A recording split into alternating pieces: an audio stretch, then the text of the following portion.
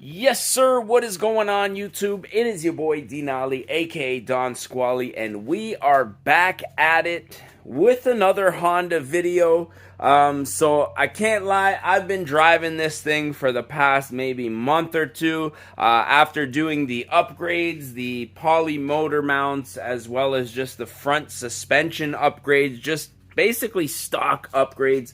I've totally fallen in love with this car again. Now, for those of you guys who haven't seen the last video on this, we did basically a complete front end refresh where we did lower control arms, sway bar end links. We did outer tie rod ends as well as ball joints on both sides, and I also put I forget what axle I put on. I want to say a driver side axle, but both axles are new OEM replacements at this point. So I've just been driving this thing, having an absolute blast. Like, this car is just so much fun to drive, even though it's an automatic 1.8. I'm kind of figuring out how to row the gears. How to row through the gears to get the best torque band, because just straight drive mode, this thing is a dog, because it's just based, it's just an economy engine. The transmission is basically just trying to get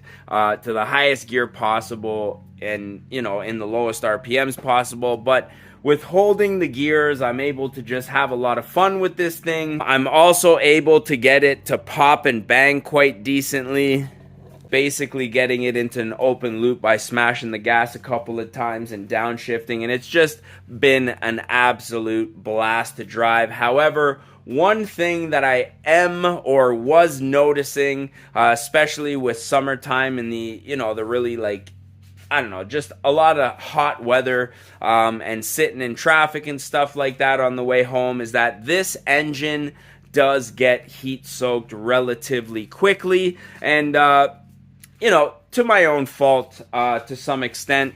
Oh, I think it was probably, almost 10 years ago now, I built a custom intake on this car. Now, don't mind the engine bay, this thing hasn't been detailed like an ever, but basically this is the custom short ram intake that I have here. Just basically modded the top airbox where I cut the MAF sensor out of the airbox, and then just added a cone filter, and then a really cheap, quick kind of heat shield here. Now, I did have the idea of enclosing this intake completely like I did on the G35. Now, this thing does have a snorkel running from the front, as well as a small snorkel in behind the grill, and then the intake is completely enclosed on this thing. However, I really like the intake noise that comes out of this little 1.8 when you get on full throttle into the higher RPMs. I really like hearing that intake scream. So I've always just had the side of this box open here, so that when the window's open and I'm driving, I can kind of get a little bit of induction noise happening here. But again, with driving this thing in the hotter weather, I am definitely starting to notice that it bogs down, it gets really heat soaked, and it just doesn't have a ton of power. And with this thing being an automatic 1.8, we really want to keep as much power as we possibly can in this thing. So the first step to this whole project came with this kind of velocity stack right here.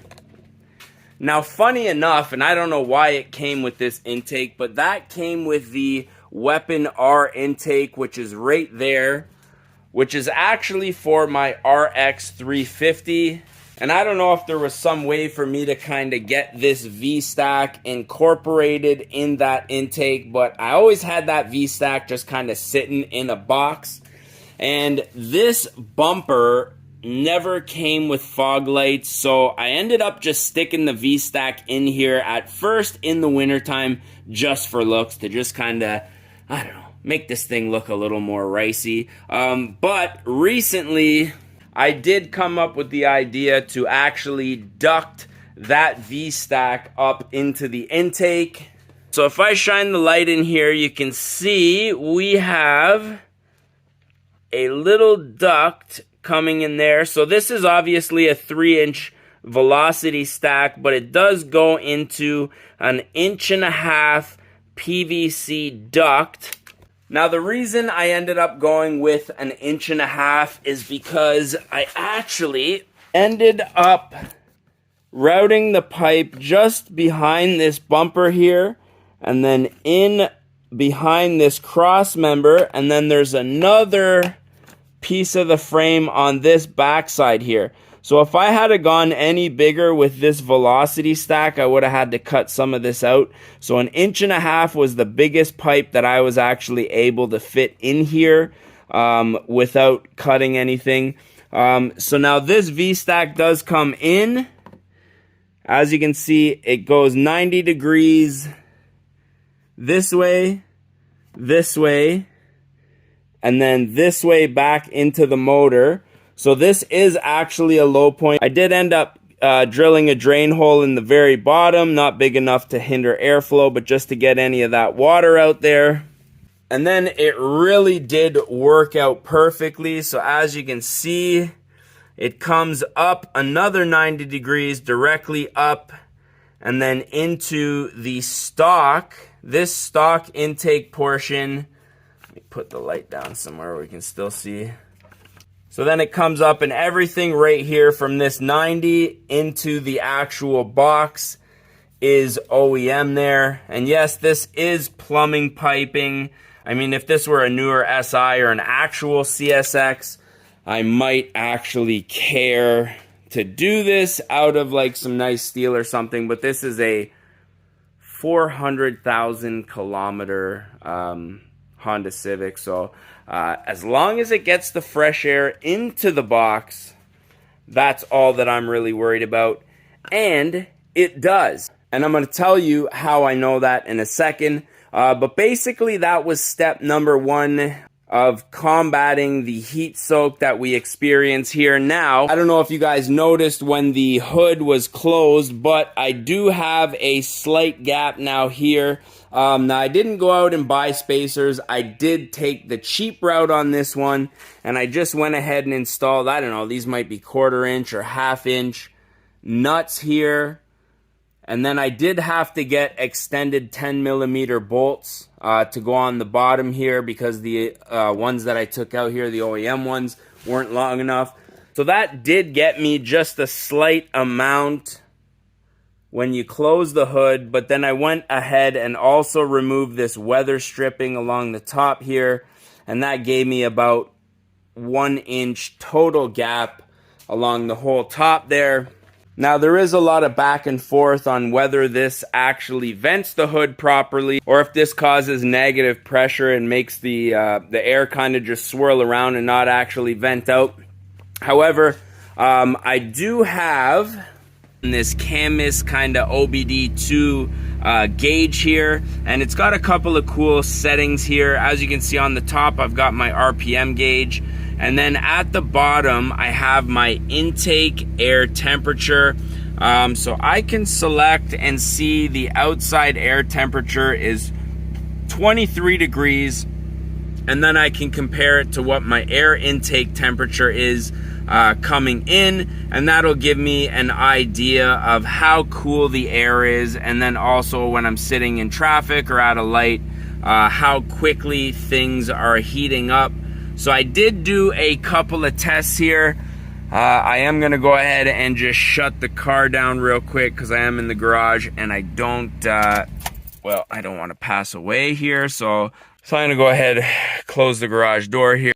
Then I guess we can go over a couple of numbers here. So this thing generally, when I'm running at highway speeds, 60 miles per hour, around 100 kilometers an hour, really anything from like, I'd say 40 to 60 miles an hour, which is around 60 to 100 kilometers an hour roughly. The intake is running between 7 degrees and 12 degrees warmer than the outside temperature. That was kind of the range that I saw.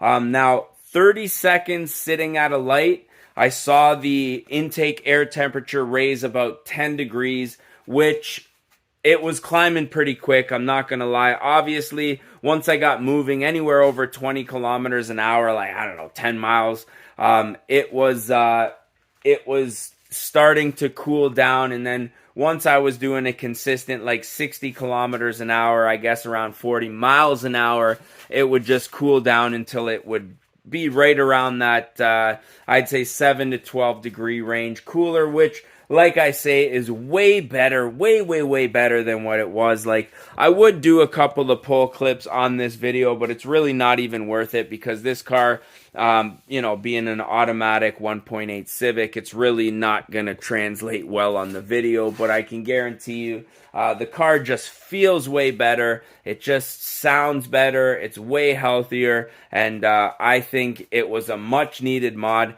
And I don't know why.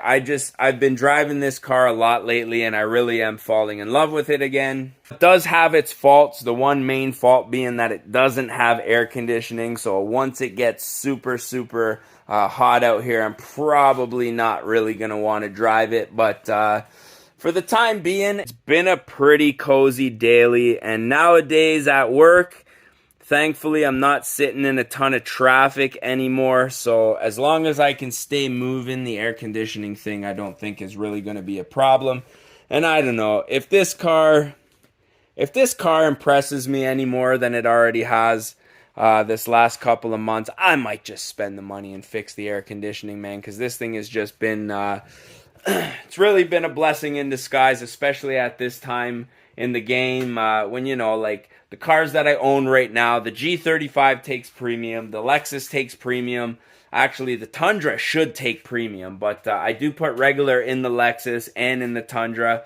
And even putting regular in both of those, it still costs an arm and a leg to drive both of those into work. So this thing has just been great, and it really is a lot of fun, man. As much fun as you can have. You know the old saying, you have more fun driving a slow car fast than you do a fast car slow. That's kind of the way that it is right now, because I can just beat the absolute dog snot out of this thing, and it's really not going anywhere. But surprisingly, I know that it doesn't look like a base model Civic because we got the CSX body kit on here, but surprisingly, this car, more people ask me about this car in the last 2 months that I've been driving it than probably the last couple of years that I've been driving the G35. Now, I don't drive this thing that often, but like, nobody really cares about that car.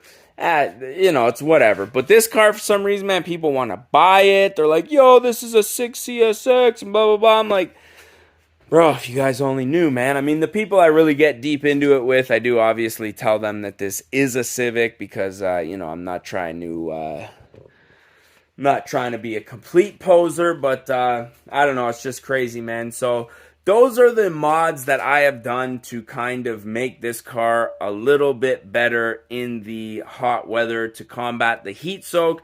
I don't really know what I'm going to name this video, but it'll probably be somewhere along the lines of like cheap heat soak mod or whatever. But the hood mod, I wish I had done a lot sooner. It didn't cost me anything. I almost wish those nuts were a little bigger. I might see if I can find some bigger ones in the drawer there, but little subtle, little functional. It's not like those giant risers that I see, like the ones that you can buy that they really like, I don't know, it just, this is subtle. I can live with this. Wish it was a little more. Slight rice. This thing is rice light, you know what I mean? It's like not super rice, but it's like rice light, you know what I mean? If this was like, I don't know, if this thing was a little bit faster, it would be super rice, but right now it's just not, so we're doing what we can. But yeah, that's pretty much it for today's video. So I just wanted, I don't know, to be honest, I wanted to get back in the game of just making YouTube videos because I feel like I have been out of the game for a while, and I want to get back in the game. You know what I'm saying? So this thing here is a sad sight. I washed this car the other day, yesterday actually. Gave her a nice hand wash. This thing is next, and we'll get out on the road, see what kind of trouble we can get into with this thing, man. So that's pretty much it hopefully you guys did enjoy this one. Hopefully the camera was focusing, because there was a second there when I looked at it where it wasn't focusing at all. And yeah, as always, I'm your boy Denali, aka Don Squally. If you guys did enjoy this one, don't forget to smash that like button if you guys want to see more and you're not subscribed yet. As always, keep it locked, man. And with that being said, I just want to say thank y'all for watching. And we're going to catch y'all, mofos, at the next one, man. Peace!